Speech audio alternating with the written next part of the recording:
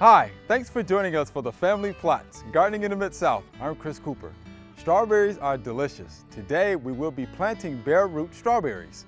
Also, we're going to talk about good annual and perennial flowers for the landscape. That's just ahead on the Family Plot, Gardening in the Mid-South. Production funding for the Family Plot, Gardening in the Mid-South is provided by the WKNO Production Fund, the WKNO Endowment Fund, and by viewers like you. Thank you.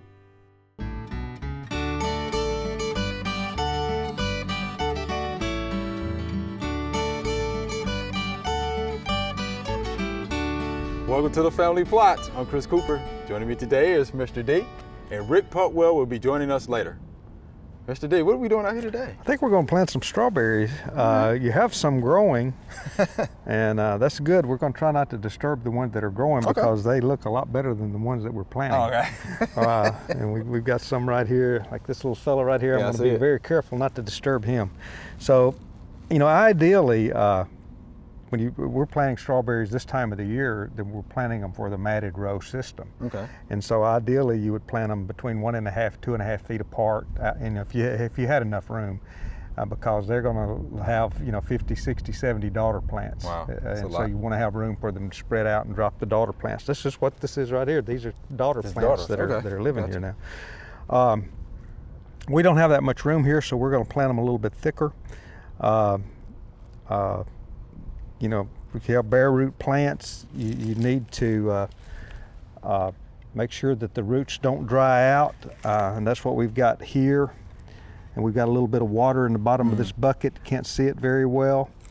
I'll just tilt it here like that a little bit, but you want to make sure the roots don't dry out. And before we do anything else, I'm just going to let them continue to sit here in this water. Okay. And we're going to do a little bit of tillage. We want to till this. We're going to do a little tilling. Tillage. I'm going to get this out of the way. All right. Yeah, we need to break this up a little bit. Okay. And you know, it's in pretty good shape. Not too as bad. As far as moisture is concerned. Okay. You know, let me till it up. Move that out the way here. I missed my PTO driven tractor mounted tiller right here. But we'll get it broken up pretty good. Soil looks pretty good, huh? Yeah, it's not bad. Looks like we've got quite a bit of organic matter there. When we plant these strawberries, we're going to, after we plant them, we're going to water them in. And the main reason, even though we obviously have adequate moisture in the soil here, but we want to make sure we have good soil to root contact. So we're going to water. I think each plant probably needs at least a half a pint of water. Wow. Okay.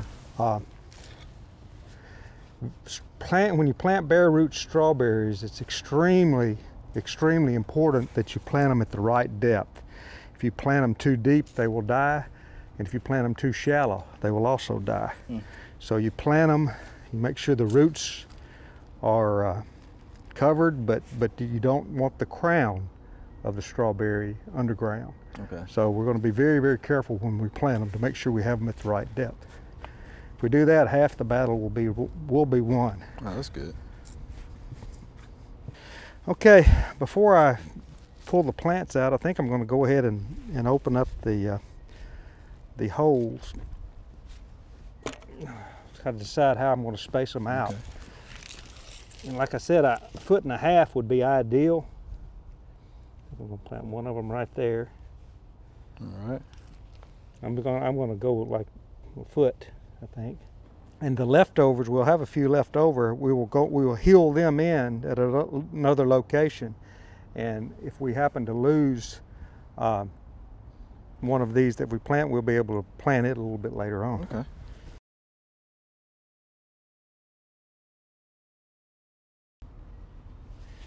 Okay. 1, 2, 3, 4. That's That's 4. They've got to have a little bit of room for the daughter plants to spread. Okay. Okay. What we can do here. I think there's supposed to be 10 plants in here. We'll try to be very careful. Yeah, man, how about that? This is one of the plants, the roots, and There you go. there's another one. It's a crown. I'm going to lay it back down in the water. It's another one. Doesn't look very healthy. Of course, what's the first thing that we tell you in our extension publications? Better be good, healthy plants. Get healthy right? plants. Good, healthy plants. It's another one. Got a little green coming up on Yeah. that one. I may be glad that we only have 4 to plant. It's another one. Uh-huh.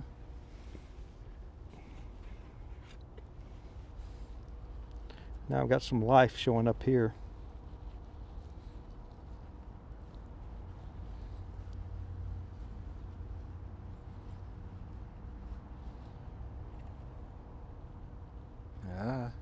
Yeah, it's a good one.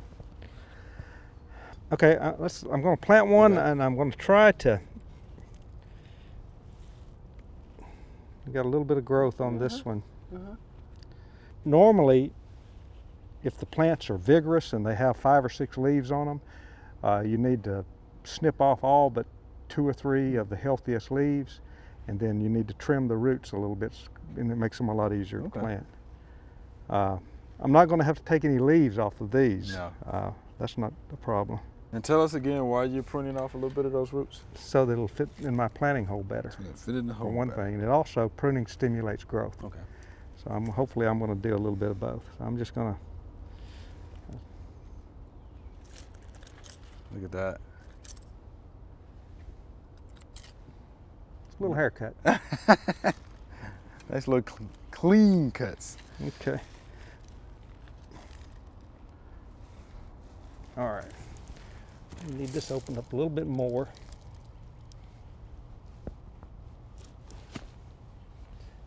Again, I want to make sure that the crown is above ground and all the roots are underground. Mm-hmm.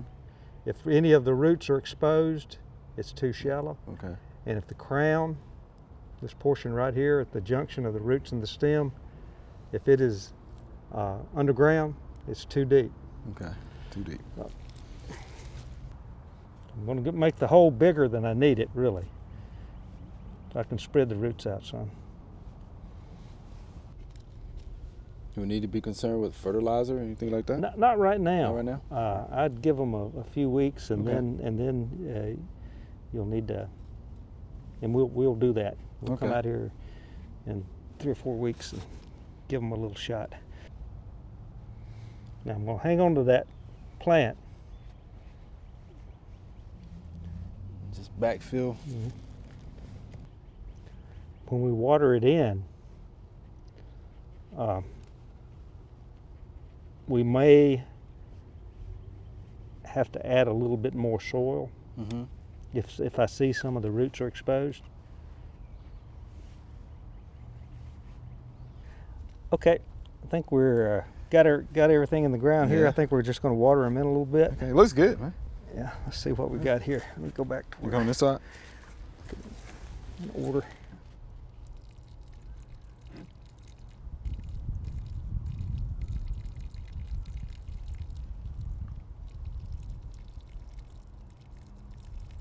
Guess it'll settle a little bit. Mm-hmm. I just don't want to wash a Don't hole in wash the it, right. ground. I don't want to wash a hole in the ground and wash the soil away from the roots. That's why I'm going very slowly. I want to make sure I don't have any more bubbles coming up out of the ground. If I can. Now, if I were doing this on a commercial basis, we would have stuck them in the ground quick, and we would turn the irrigation system on. You did that Water for us. them in. Yeah. Okay. I think you But did a I'm going good to job. look, and I don't think, if I see any roots exposed, I may have a little bit of exposure right there. So I'm just going to, I don't see much on this not one. much, I'm just going to add a little bit of Uh-huh. dry soil right there. Okay. All right, Mr. D. Well, we'll see Looks good. what happens, right? Yeah, we We will. shall see. Time will tell. I will tell. Thank you, sir. We appreciate that. Okay. There are a number of gardening events going on in the next couple of weeks. Here are just a few that might interest you.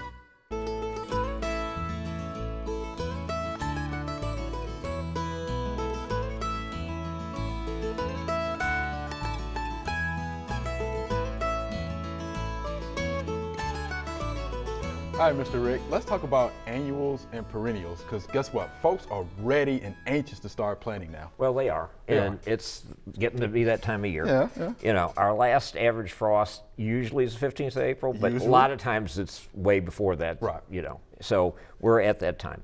I think the main thing when you're thinking about planting plants is really pick the site where you're going to grow things. Okay. If you think about it, some of the plants I brought today are shade perennials, and of course they bloom early before the leaves are on the trees when they get the most light. And of course, if you just pick the first things that you want and don't think about where they're going to go, you might buy shade plants to put in the sun. And you know, you really don't want to plant most of the annuals till the soil gets a little warmer toward the middle of April. Okay. And so, you know, you really have to think about what you're going to plant. So just picking the site is really important. Okay. And then the next thing is figure out what's going to grow there. And part of that, also certain people have color schemes they want in their garden. You know, they want to know, you know, they want something red, white, and blue because of whatever reason, or yellow and purple, or whatever they want. So you need to think about that. And then also bloom times, because plants bloom at different times. There's perennials that bloom in the spring, some that bloom in the summer, some that bloom in the fall, some that are repeat bloomers, but most of them not. And of course, annuals bloom pretty much the whole season, almost from the time you plant them till frost, on most species. So getting the site selected, deciding what it's like. Is it well drained? Is it wet? That's key these days. You know, are you going to water frequently when the drought comes in the summer and all these sort of things? So you have to kind of plan for that. Obviously, there's plants that grow in dry sites, wet sites, soggy sites. So, you know, making the proper selection is really important. Okay. And then, you know, if you want a nice garden with something blooming all year round, you know, a good tact on that, and this goes in the category of trees and shrubs as well, is to visit a good nursery maybe once a month and see what's in bloom. You know, in our climate, there's things that bloom even in the winter. You know, witch hazels and camellias and a lot of autumnales, cherries, lots of stuff like that, and even like Lenten rose start in February and things like that. So if you pick something out at a nursery every month of the year, you'd pretty much have an all year round garden. That's pretty good. Think about that before. Okay, all right, makes sense. And then the other thing I would worry about is proper soil preparation. Without a doubt. You know, and it depends what you're going to plant as to how you would amend it, but most of the time you want to be sure that the site is well drained for most things. You want to add some organic matter, the appropriate fertilizer, check the pH, are they acid-loving plants or are they alkaline-loving plants? You know, I see lots of people that try to grow both in the same bed and wonder why some do well and some don't. That's right. That's right. And I'm going to interject here, Mr. D. What, soil tests? Yeah, don't guess soil tests. That's right. Getting your soil tested would definitely help with that plant selection for sure. Okay. So those are all things to look for. And then if you're new to gardening, I think a lot of people tend to think too big right away. Yes. And they bite off more than they can chew, and then come summertime and it's time to weed and deadhead and all that stuff, and you're worn out. So I think pick the spots very carefully. You know, maybe near the front entrance to your house if you're somebody that works 9 to 5 and that's what you're going to see when you come home from work, or maybe near your deck or patio, or maybe you want to do a series of containers, but I'd locate them close to the house where you're going to apt to see them and water them, because you know in the summer if you forget, they don't last long. They don't last long at all. You got that right. And or maybe a view from a window where you sit in the house and look out when the air conditioning is on, so you can actually see it. You know, but pick your spots carefully and do your most color plantings in those locations, unless you're a real avid gardener or you're retired and you have lots of time and you can do it all. You know, so I think those are all important things to look at. Okay. Now let's define for the folks, what's an annual? Okay, an annual is a plant that could be grown from seed, or in some cases some tropical plants like lantanas, like here, where they're grown from cuttings.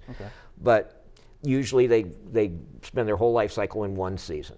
So, you know, they flower their hearts out, go to seed, and they die. Okay. And what about perennials?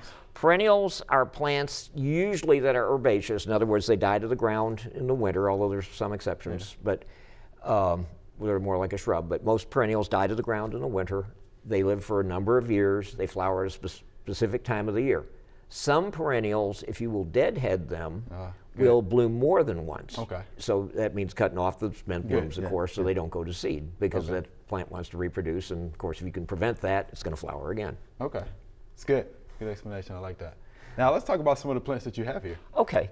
Well, I mentioned that shade perennials were what were blooming now. You know, also lots of bulbs are blooming now, which you planted in the fall. But the pink flower there is Silene, and that's a nice shade perennial. And then in front of it is a blue columbine. Now these are young plants; they're just starting to grow. They're going to get bigger. And then to the left is a euchera. There are native eucheras with the purple leaf there, a reddish leaf. There are native eucheras in the southeast, but there's lots of hybrids from European varieties crossed with American varieties. Okay. And you can get the foliage in almost any color of the rainbow. There's red ones, there's striped ones, there's yellow ones, gold, just many, many shades. And then the plant with the green leaves and the little bell-like flowers that are just forming is a red-leafed form of Solomon seal called ruby slippers, which is a new one. Most of the Solomon seal you see are green-stemmed with the white bells, or there's what they call false Solomon seal, which is variegated foliage, and it looks almost identical to the true Solomon seal. Okay. Now, you said shade. So what do we mean by shade? Okay. Shade. That's always a question we get. Right. And there's degrees of shade, and you can have too much. Okay. Okay. If shade is from a tree, you're also competing with tree roots. Right. So, you know, your bed preparation there is going to be different than if you're doing a planting in the sun where there aren't tree roots. Right. Okay? Right. So probably if you're planting close to the tree for whatever reason, your best bet is to dig fairly sizable holes. If you've hit a big root, adjust your planting site, amend that soil as well as you can, and plant the plants there. Okay. If it's really dense shade, you're best to stay with things that really are not flowering, like hostas. Everybody knows hostas with the colorful foliage. Ferns, of course, will take deep shade. There's other plants that will, epimediums, there's a lot of plants that will really thrive in the shade. If it's moving shade where the little sunlight filters through, a lot of these flowering plants will do really well. The notable thing is that they flower in the spring before the trees leaf out. Right. Okay, but they still have to complete their life cycle, so they need some sun to actually, you know, mature and grow flower buds for the following year. So No, that was good. Those are degrees of shade. Good explanation. All right, so what about the other plants that you have? Okay, that's a bleeding heart, which is also a shade perennial, and the flowers do look a little bit like a heart dangling down, and that's kind of an interesting plant. And again, it just blooms in the early spring, but very nice. Most of the summer and fall blooming perennials are sun plants. Oh, okay. So, you know, things like daylilies and phlox and rudbeckias, echinaceas, asters, those are summer and fall blooming. So, you know, by planting correctly, and by that I'm saying in drifts that are kind of mixed, figuring height in consideration, you could have a perennial border that bloomed all year round. But then it's nice to mix a few annuals in there, because by repeating the same annual throughout the bed, you'll have bursts of color the whole season. And that makes a very pleasing effect versus just a big mass of one thing. How about you that? know. I need you to come to my house and help me out. that sounds Well, I've good. been doing it for a big space for a long time. And what do we have here too as well? These are lantana, Yeah, very I like popular lantanas. plant. You know, it's a Yes. butterfly plant, Yes. so people like that. The foliage, some people like it and some don't. It's kind of like marigolds. It has a very fragrant smell, which does appeal to some. And this is Kufia. The common name is cigar plant, because you see the little flowers kind of look like that. There's many different forms. There's one called bat-faced Kufia that, if you look at it closely, looks like a little bat's face with the ears. These are long blooming plants. They're technically tropical plants because they're grown from cuttings, but we treat them as annuals, plant them in the spring, let them go till fall. This particular lantana is called Miss Huff, which is pretty much perennial in our climate. Oh, it is, it will die to the ground like an herbaceous perennial and then come back from the roots. Okay. It helps if you mulch it with a little pine straw, though. Okay. Kind of That's protect good it. to know. Good to know. Lantanas will grow in hot sun, like in a parking lot where there's asphalt or along a sidewalk, and that's really useful in our climate because that's a tough place to have annual color. All right. It's just like you notice that the best pansies that bloom through the winter are in parking lots because they've got all that heat sink from the asphalt and the concrete. That's why mine looks so good. But the ones that are out in lawn areas and stuff don't do quite as well because it's colder. It's cold. All right, okay. That So makes sense. anyway, just you know, you got to look for those little niches in your landscape at home. There's some places where certain things are going to do better than other things, and you just have to figure that out. About that. So That's such good stuff. Now, I understand the plant sale is coming up for you oh guys? yeah, the plant sale's coming up, but we have the preview party on the 11th of April and the sales 9 to 5 on the 12th and 13th. We've got a large selection of annuals, perennials, trees, shrubs. Master gardeners will be Yes, there yes. as well as our staff to answer questions, and I will be at the potting bench. If you have a container you want planted or you want to buy one from us, I'll be happy to pot it to order to suit your taste. Well, if I was folks, I would take advantage of that. Yeah, I would, folks. Definitely do that. Mr. Reed, we appreciate you being here today. Oh, you're most Thank welcome. you much. Thank you. much. Good stuff. I have a favorite weed, folks, and this is it. This is hairy bittercress. Produces a rosette of leaves first on the soil surface, and then up comes the rest of the plant. This plant has a small white flower, and it also produces a pod. And inside of the pod are seeds. So if you brush up against this weed, the seed pod explodes and it actually throws seed 10 feet. Pretty impressive, huh? Again, this is my favorite weed, hairy bittercress. All right, so here's our Q&A segment. You ready? We have some good questions here. Okay. All right, here's our first viewer email. I have 2 hibiscus plants in large containers. One was cut back in the fall. Should I cut the other one back in the spring or just wait and see if it blooms? And this is from Miss Beverly. And Miss Beverly, we have Mr. Rick here. And he's gonna tell us what we should do with our hibiscus. But hardy hibiscus? Well, tropical hibiscus? Yes, I thought which about one? that. Yeah. You know, if it was a hardy hibiscus and she cut it back in the fall, well, she did the right thing because Okay. the top died with frost. All right, okay. I'm assuming if they were in containers, though, they may have been tropical hibiscus, Okay. and hopefully they've spent the winter in a warm, sunny window. Hopefully, right. And if they did, the one that she cut back should have put on new growth over the winter. Uh-oh, okay. The other one probably has lost a lot of leaves from being indoors. Okay. Possibly has some insect problems, which they usually do. And Right. I would maybe tip it a little bit, but not cut it back too much. Okay. If the other one is a hardy hibiscus and it didn't die over the winter being in a pot, I always laugh when people keep things in pots that are hardy in the ground, but you know, in the pot they freeze from the sides as well as from the top. Think okay, about that. okay, So okay. Think about that before. it may or may not have wintered. Okay. But anyway, if it's hardy hibiscus, always cut them back in the fall. They will come back in the spring. They're always tardy coming up. You always think they've died, but they're much later, you know, maybe mid to late April before you see any top growth on them. The tropical hibiscus really don't like temperatures below 50. Oh. And they're spectacular, you know, they bloom all summer long, have big gaudy blooms Yeah, I depending on the actually have color one you at home, select, and yeah. then they're great. But they're not the greatest houseplant unless you've got, you know, like a sunroom or a little greenhouse or something. They don't fare well in dry Okay. humidity, you know. So probably not the rosiest answer. Well, there. you go, Miss Beverly. But you did mention tipping. What do you mean by tipping? Okay, if it's a long branch, maybe just cut back to the second or third node from the end. Okay. And so it would branch again. Yes. If you know you cut it back severely now, it's going to take too long before it Right. flowers. Okay. So Gotcha. All right, Miss Beverly. Good luck. sorry. Yeah, sorry. Here's our next viewer email. What's wrong with my boxwood? Some of the leaves are yellowing.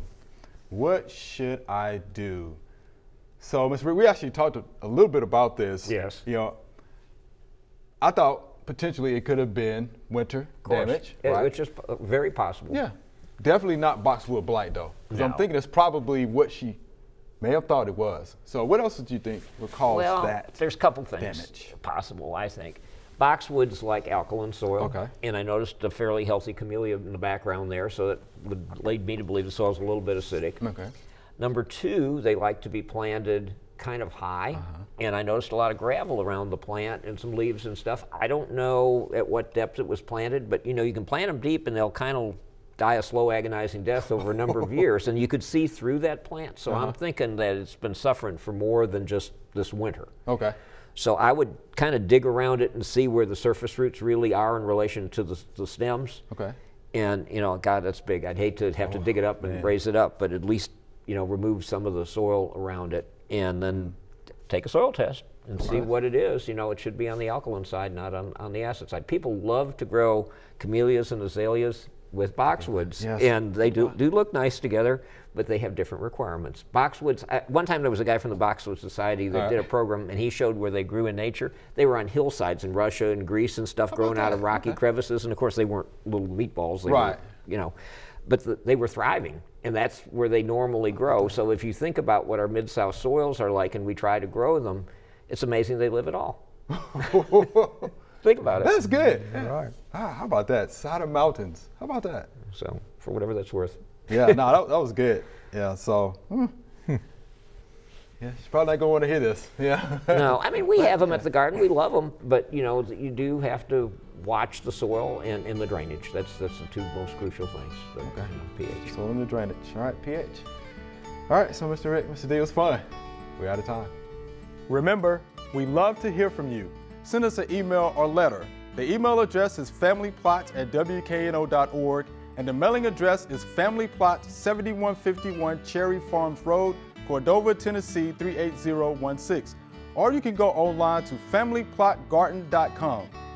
That's all we have time for today. To get more information on growing strawberries or flowers, go to familyplotgarden.com. We have links to extension publications on these topics. Be sure to join us next week for the Family Plot, Gardening in the Mid-South. Be safe.